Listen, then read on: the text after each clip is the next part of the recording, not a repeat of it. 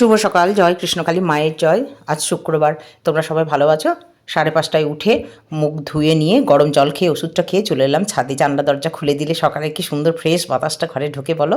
আর বাইরে পাখির ডাক, মন্দির থেকে সেই ভজন সঙ্গীতগুলো ভেসে আসছে, খুব ভালো লাগছে। জয়ী এবার উঠে পড়বে। এখনও কিন্তু ঠান্ডাটা কমেনি জানো। সোয়েটার পরে সকালবেলাটা ঠান্ডা লাগছে, সোয়েটার পরেই ছাদে ঘুরছে, নাহলে আবার জ্বর টর তখন চলে আসবে। এই দেখো জয়ী চলে এসছে। তাই জয়ীকে সে কথাই বলছি যে শরীর অসুস্থ হলে সকালবেলায় একটু হাঁটতেই হবে। আর ও তো ঠিকই করেছে, সূর্যোদয়কে দেখবে, সূর্য দেবতাকে প্রণাম করে ও দিন শুরু করবে। তাই ওকে বলছি যে শরীর খারাপ হলে ডাক্তারবাবু তো আছেন, মা বাবাও আছে, চিকিৎসা করাবে, আর মাথার উপরে ভগবান আছেন।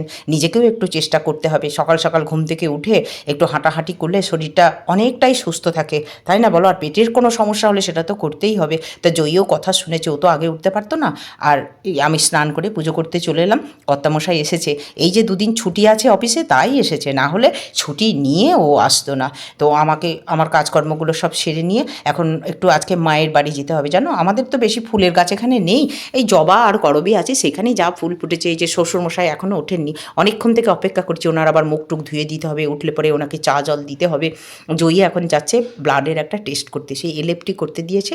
আজকে রিপোর্টটা পাওয়া যাবে না, আগামীকাল পাওয়া যাবে না। আজকে মনে হয় বিকেলবেলায় দেবে, তারপর সোমবারে ডাক্তারবাবু বসলে সেটা দেখাতে হবে। এখন খাওয়া দাওয়া তো করিনি, এই এসে রান্নাবান্না করবো, আর মায়ের বাড়ি যাচ্ছি।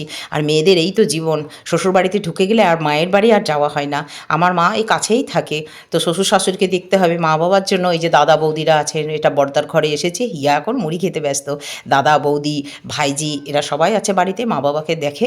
আর বাবাও অনেকটা মায়ের জন্য কাজকর্ম করে, মা হাঁটাচলা সেইভাবে করতে পারে না। ওই যে সারাদিন রোদেই শুয়ে থাকতো শীতকালে, আর এখন একটু গরম পড়ছে তো রোদে বেশিক্ষণ থাকতে পারছে না, তাই ছায়াতে এসে শুয়ে পড়েছে। জয়ীর শরীর খারাপ শুনে মায়ের খুব মনটা খারাপ। মা তো আমার বাড়ি এসে জয়ীকে দেখতে পারেনি, তাই জয়ীকে ধরে কান্নাকাটি করছে। তো কি করব এই আর এই দেখো খরগোশগুলো পুষেছে, এটা আমাদের দ্বীপ গো, আমার ভাইপো। ও কত বড় হয়ে গেছে দেখো। আর মনটা সেই ছোটো শিশুর মতোই আছে। ও আবার বাইরে চাকরি করে জানো। তো যাই হোক, আমার ভাইজিটারও খুব শরীর খারাপ গো, ওরও খুব শরীর অসুস্থ। বড় বৌদি কত ফল দিয়েছে খেতে দেখো।